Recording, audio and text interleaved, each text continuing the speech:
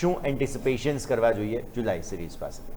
જી બિલકુલ, good afternoon. Yes, તો overall જુલાઈ series અત્યાર સુધી કહેવાતો હોય છે કે જે નવા ક્વાર્ટર બધી જ કંપનીઓના ક્વાર્ટરના રિઝલ્ટ હોય છે ત્યાં કહેવાતો હોય છે કે રિટર્ન વાઇઝ જો તો કમ્પેરેટિવલી પોઝિટિવ રિટર્ન જ આપણને ઇન્ડાઇસીસમાં ખાસ કરીને જોવા મળતા હોય છે. નિફ્ટીના જ આપણે ખાસ કરીને જોઈએ તો જે પાસ્ટ 10 વર્ષ આપણે જોઈશું 2016થી લઈને 2025 સુધીના આપણે ખાસ કરીને જો ડેટા અહીંયા જોઈએ તો જે પણ જોઈશું 2016 આજુબાજુ 2016, 17, 18, 19 અને 20 ત્યાં આજુબાજુ જોઈએ તો આપણને જોઈશું કે એક વર્ષ હતું જે 2019 આજુબાજુ ત્યાં કોવિડનો આજે આપણને જો તો નેગેટિવ રિટર્ન, બાકી જો તો ઓલમોસ્ટ આપણે નિફ્ટીમાં પોઝિટિવ જ રહ્યા હતા. અને 2021, 22, 23, 24 અને 25 તે ઓલમોસ્ટ જો તો 2025 એટલે જે આગળનું વર્ષ છે જે નેગેટિવ હોય તો બાકી ઓલમોસ્ટ 10 વર્ષમાંથી એવું બન્યું છે કે 2 વર્ષ તમે માત્ર નેગેટિવ રહ્યા છો. બાકી જો તો 8 વખત તમે નિફ્ટી માટે જે જુલાઈ સિરીઝ છે જે પોઝિટિવ રહી છે એટલે કમ્પેરેટિવલી બેટર આપણને જુલાઈ સિરીઝમાં નિફ્ટી છે એવો ડેટા પરથી કહી શકીએ કે પોઝિટિવ પરફોર્મન્સ ખાસ કરીને જોવા મળતો હોય છે.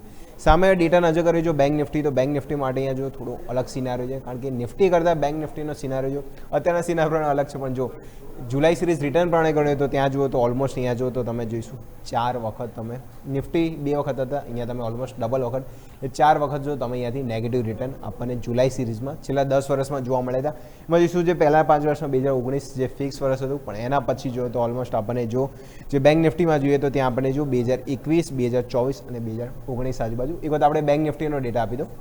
બેંક નિફ્ટી ખાસ કરીને અહીંયા આપજો જો ડેટા અહીંયા જોવા મળે તો ઓલમોસ્ટ યસ જે બેંક નિફ્ટી આપણને જો ખાસ કરીને જે જોઈશું 4 વર્ષ આપણને નેગેટિવ રિટર્ન. એ નિફ્ટીની કમ્પેરિઝનમાં કરીએ તો બેંક નિફ્ટીમાં જો વધારે ડાઉનસાઇડ આપણને જુલાઈ સિરીઝ જોવા મળી હતી. અત્યારના સિનાર પ્રમાણે કહીએ તો અલગ રિટર્ન કારણ કે અત્યારે બેંક નિફ્ટી વધારે તેજી આપી રહી છે તો આ જુલાઈ સિરીઝ કરી ના રહેશે, ખાસ ફોકસ રહેશે. પણ ઓલમોસ્ટ 4 વખત એ રહ્યા છે એટલે 60-40 રેશિયો છે. 60% આજુબાજુ પોઝિટિવ રહ્યા હતા, 40% તમે એવું કહી શકે કે નેગેટિવ જોવા મળ્યા હતા. જો સામે મિડ કેપ અને સ્મોલ કેપ કમ્પેર કરીએ તો મિડ કેપ 100માં ખાસ કરીને જો તો મિડ કેપ 100 બી સેમ સિનારિયો નિફ્ટી આજુબાજુ છે. એ બી 2019 અને 25 આજુબાજુ જે 2 વર્ષ હતા તમે ખાલી માત્ર નેગેટિવ રિટર્ન હતા. બાકી ઓલમોસ્ટ અહીંયા રિટર્ન વાઇઝ બી જો તમે નિફ્ટી બેંક નિફ્ટી કરતાં બી વધારે બેટર પરફોર્મન્સ જે મિડ કેપ ઇન્ડેક્સમાં જોવા મળ્યું હતું. અને આ વખતે બી જોયું હતું જે મિડ કેપ 100 ઇન્ડેક્સ હતું એણે જ પહેલાં જે ટોપ આપણને શું જે નવા આપણને 52 હાઈ ઓલ ટાઈમ હાઈ લગાવતા જોવા મળે છે. અને અહીંયા બી ડેટા વાઇઝ એ કર્યું છે કે વધારે far better performance Nifty bank Nifty કરતાં જે મિડ કેપ ઇન્ડેક્સ છે વધારે જોવા મળ્યું. નો ડાઉટ 2 વર્ષથી વધારે નેગેટિવ હતા. બાકી તમે ઓલમોસ્ટ રિટર્નના બી નંબર જો તો 5 લઈને 12% સુધીના રિટર્ન આપણને મિડ કેપ 100 ઇન્ડેક્સે બતાવ્યા હતા. એટલે પોઝિટિવ એક્શન જે મિડ કેપ 100 ત્યાં બી જોવા મળતી. અને લાસ્ટ કમ્પેર કરીએ તો સ્મોલ કેપ 100, સ્મોલ કેપમાં બી જો કારણ કે સ્મોલ કેપ એવું બી ઇન્ડેક્સ છે ત્યાં બી જો મિડ કેપ સ્મોલ કેપ છે આ વખતે થોડું નિફ્ટી બેંક નિફ્ટી કરતાં વધારે ફાર બેટર રિટર્ન જોવા મળે છે.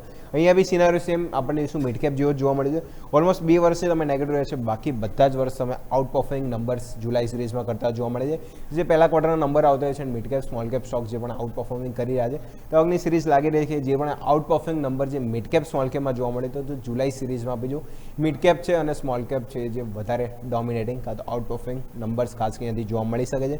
ટોટલ યસ આ બધો સિનારિયો હતો કે બેંક નિફ્ટી અત્યાર સુધી કહી શકાય જુલાઈ સિરીઝ થોડી નબળી જોવા મળી હતી. બાકી નિફ્ટી માટે, મિડ કેપ માટે અને સ્મોલ કેપ માટે જુલાઈ સિરીઝ છે ઓલમોસ્ટ ડોમિનેટિંગ અને પોઝિટિવ પરફોર્મન્સ જોવા મળી હતી.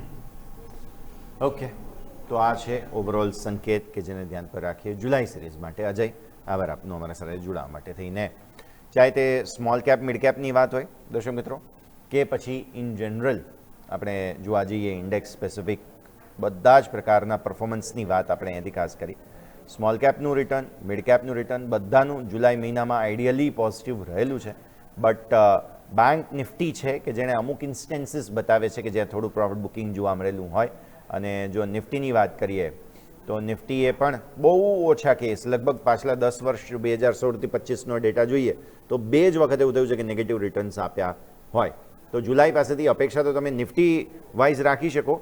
બેંક નિફ્ટીએ 4 વખત પ્રોફિટ બુકિંગ બતાવેલું છે જુલાઈ સિરીઝમાં પાછલા 10માંથી.